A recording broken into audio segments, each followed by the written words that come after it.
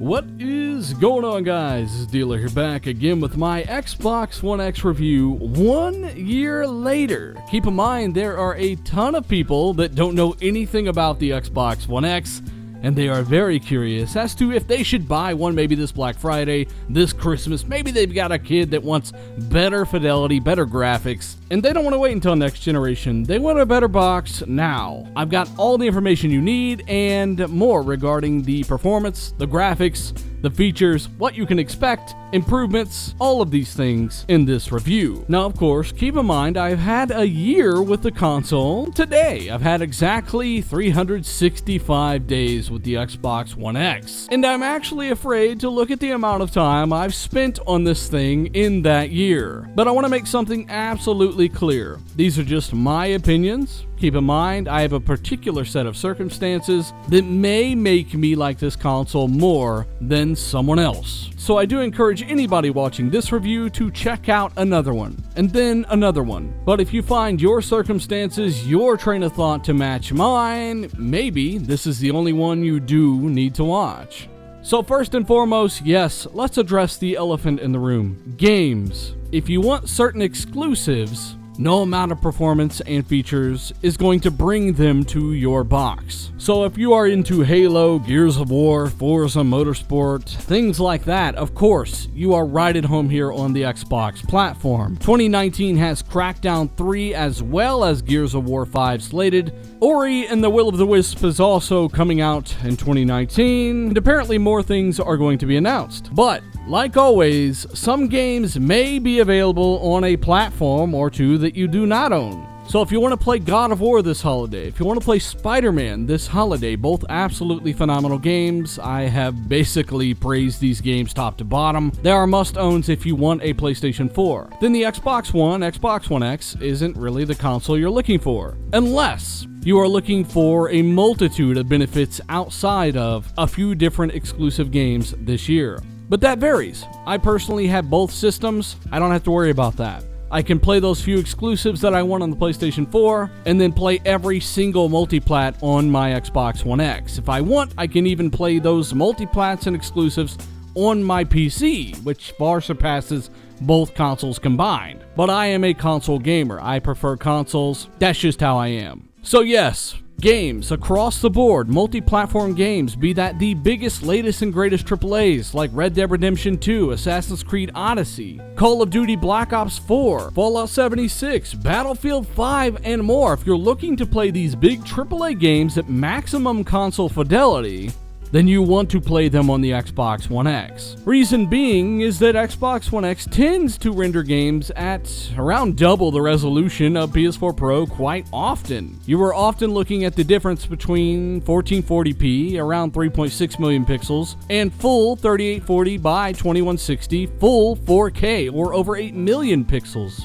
The performance delta is very wide here, but for those craving performance, along with the fastest load times, the best visuals 99% of the time on these multi-platform games, you want to go with the Xbox One X, and this has been proven over and over and over and over again by Digital Foundry. I will link their channel down below, along with all of their analysis showing the comparisons between the two platforms. Performance is not the argument here between the two platforms. Xbox One X takes this easily.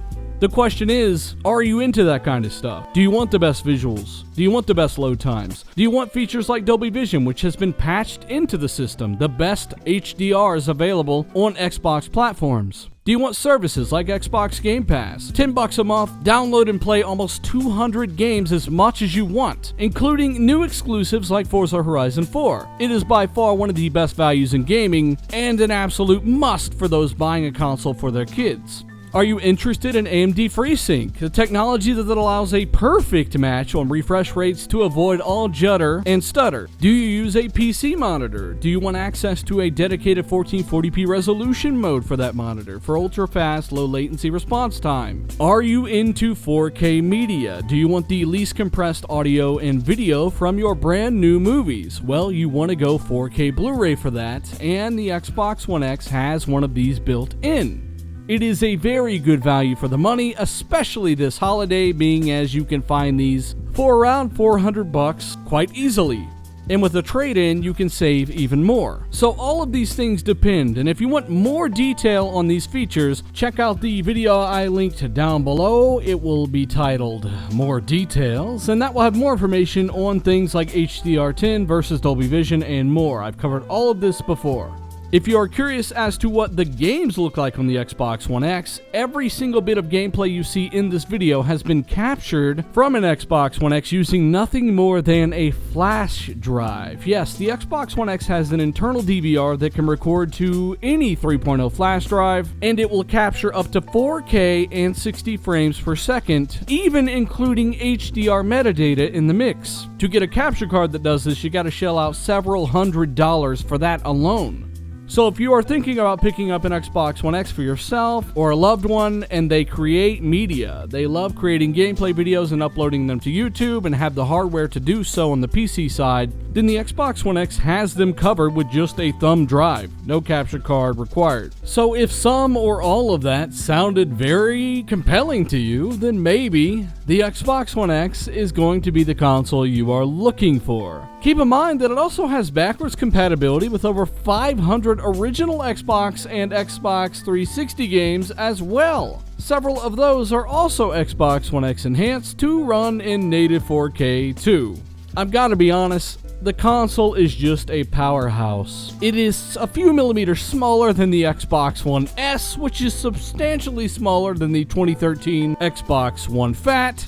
It runs quieter than its competitor, at a lower temperature than its competitor, while producing over double the pixels of its competitor. And that's not all. Thanks to its additional RAM, it often has higher resolution assets and additional graphics effects over its competitor. And I know there's gotta be a few of you that are like, is it really that big? Is it really doing that much more than the Pro? Yes, it really is, and it should be, because it's $100 more. And once more, for those thinking about picking up an X and you're really curious about the real performance differences between this and the PlayStation 4 Pro, I encourage you to click the Digital Foundry link down below. Detailed analysis after detailed analysis. It all comes out in the wash. So yeah, ultimately that is kind of my informational, tech-based review of the system. For those that are curious and you just don't know, now you know. This thing offers a lot of features and a ton of performance for $400 or $500, what you'll likely see this thing at on Black Friday or around Christmas. So if you're thinking about picking the system up, it's got a ton to offer. If you're into certain games, this console will not fix that, as has always been the case with consoles. Negatives of the Xbox One X include, well, honestly, I'm struggling to think of one. Really, this one is a negative of the Xbox platform in general. It doesn't pertain to the Xbox One X specifically, but free-to-play games on the Xbox platform require a gold subscription to play online, whereas PlayStation does not need a PlayStation Plus subscription to play free-to-play games online. This could make a big difference if your kid plays one or two free-to-play games. If you are thinking about upgrading from an existing Xbox One, it's probably not a big issue. I hear Microsoft are talking about this internally, making free-to-play games playable online without the gold paywall, but as of right now, you do need Xbox Live Gold to play online. Other than that, it's pretty straightforward. It is an iterative upgrade of an Xbox One, much like a PlayStation 4 Pro being an iterative upgrade of a base PlayStation 4.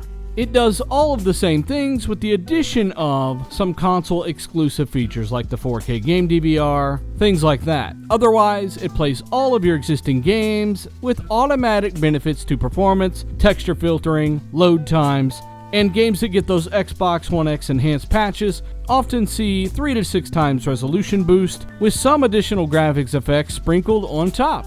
It's a good time, and I guess the only real drawback would be the price, depending on how expensive you got it for. But at the end of the day, your alternative is buying a PC or building it yourself, something most console guys probably aren't going to go do their first time out. But of course, that's a whole different video. Let me know what you guys think down below. Do you have an Xbox One X? Are you thinking about getting an Xbox One X? If so, let me know what you think about the system. Show this to a family member or somebody you know that might be on the fence about grabbing an Xbox One X. And of course, hit that like button if you enjoyed the video, maybe agree with the message, or learn something here today. It's well appreciated. Share this video with as many people as you can.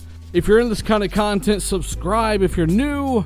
And remember, all gameplay footage in this video was captured on an Xbox One X. And believe it or not, the footage actually doesn't even do the game justice. It looks even better in HDR 4K in person. So once more, I'm Dealer.